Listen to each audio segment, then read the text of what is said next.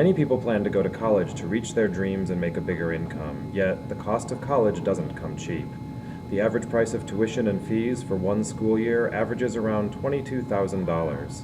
About 60% of students receive no financial help from their parents, and Mary Robinson is one of those students.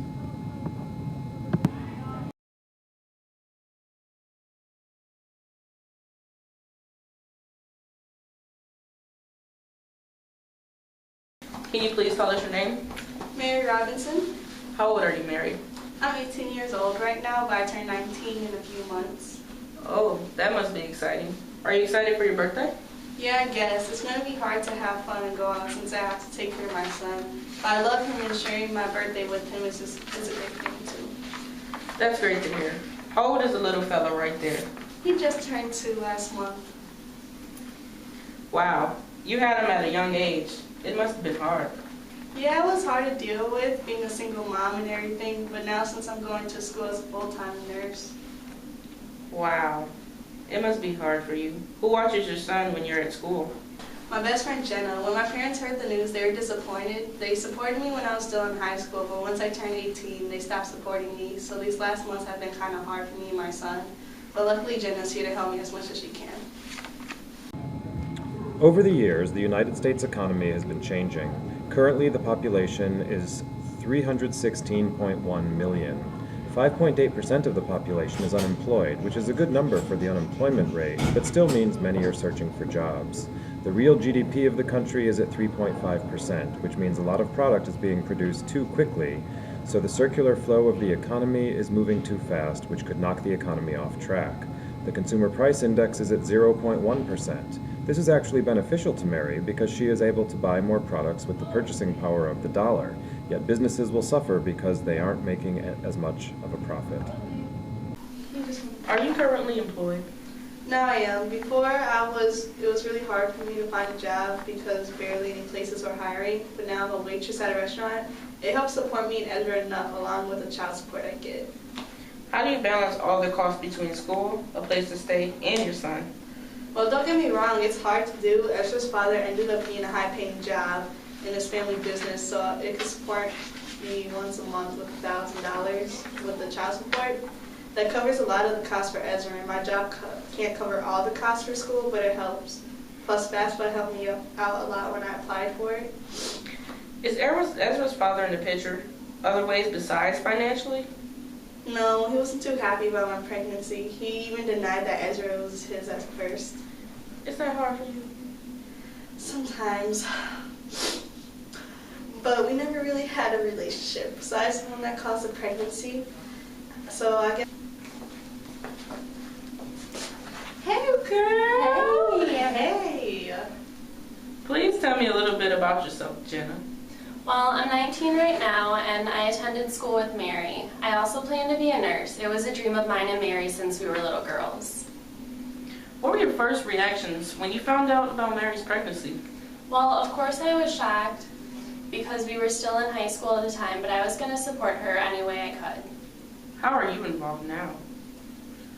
Well, me and Mary made a plan. We got our class times opposite, so when she's in class, I can watch Ezra for her. I don't really have to work, so I have spare time on my hands to help out when she needs it. That's really kind of you. Mary, you're a very lucky girl. I know. Policies are used by the government to try to maintain the economy. One policy is the fiscal policy. This is when the government creates budgets and taxes. Taxes make it so that Mary does not get as much money as she is actually earning, which hurts her, especially since she is in a rough financial situation. The other policy used is the monetary policy. This is when the Federal Reserve tries to control the amount of money circulating in the economy. The main actions it tries to control are inflation, borrowing, and spending. It may not be so fortunate to Mary, because if she needs to take out loans, she may not be able to take out as many as she needs. Japan, home to 127.1 million citizens. In March 2011, a 9.0 magnitude earthquake led to a tsunami that decimated the coast of Japan and damaged the reactors in Fukushima. After the accident, the water was left contaminated, and environmentalists are still trying to clean up the nuclear waste. According to officials, at least 300 tons of contaminated water leaked into the Pacific Ocean. Now here's a story of a local fisherman, Hiroshi Satomi, who has been affected by the disaster. All right, please state your name, age, and occupation. My name is Hiroshi Satomi. I'm 35 years old. I was a local fisherman in Fukushima before the nuclear disaster happened. All right, so how has the nuclear disaster in Fukushima affected you and your family, Mr. Satomi? After Fukushima, we were okay for a little while until we realized what the contaminated water was doing to the fish. The contaminated water made the fish inedible, and inedible fish meant no one was going to be buying anything around the affected area. Today, Japan's unemployment rate is at 3.6%, when previously it was at 4.9% 2 months before the nuclear disaster. With the youth population at 11.7 to 13.1% and elder population at 13.1 to 16.8%, making up the total population but not being part of the unemployment rate, the real GDP is at 0.89%, meaning the economy is stable but could easily slip into a recession with the right conditions. But the unemployment for the workers of jobs such as fishing skyrocketed in the area, especially around Fukushima. And after all the destruction that was caused by the tsunami, Japan needed to do large amounts of rebuilding in the affected areas.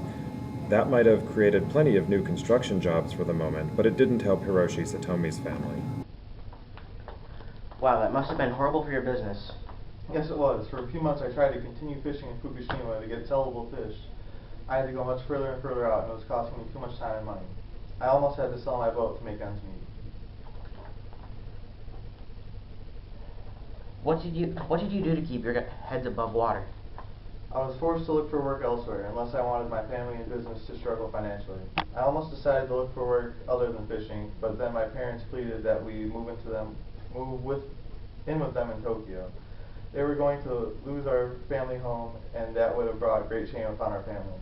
My wife, 2 children, and I moved in with my parents to help save my childhood home.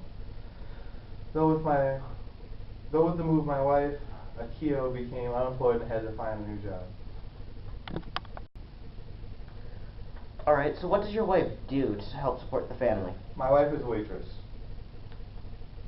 All right then. Mr. Satomi, we would like to speak with your wife. All right. Please. I will have her come up. Thank you very much for your time, Mr. Satomi. Thank you for letting me tell my story. Okay, please state your name, age, and occupation. My name is Athena Satomi. I am 32 years old. I'm currently a waitress at a restaurant called Avenue. So, what did you do before becoming a waitress? Before I became a waitress, I was in college in my mid-20s. My oldest Bentley became pregnant with twins. Hiroshi makes a stable amount of money, and it would have been hard to take care of the children and keep ourselves stable. I stayed in school, so I decided to drop out and end up becoming a waitress. In today's economy, it costs 1,622,335 yen to raise a child yearly, and having twins doubles it to 2,690,456 yen per year. Okay, so what was it like having 2 children, and your husband almost having to quit fishing? After I had twins, things were pretty good for a while, until the Fukushima incident. After Hiroshi found out that he had to keep on going farther and farther away from shore to just save fish, we eventually decided that we had to move somewhere else to be able to do the fishing business. So we moved to Tokyo, and we started living with his parents. That must have been hard on your family. It was, but we survived. We were happy to have a roof over our head and enough food for 6 of us. Well, we only have a few more questions. How did your husband react to almost losing his job?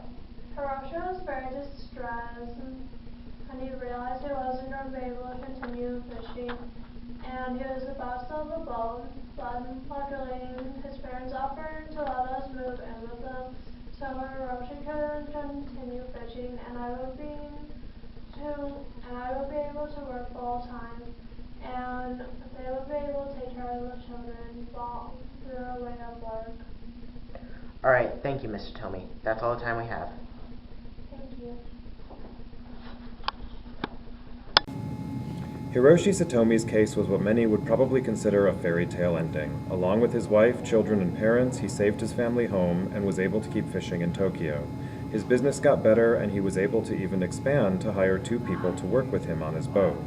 Aiko was able to keep working at Abenyu and got a small promotion to shift manager.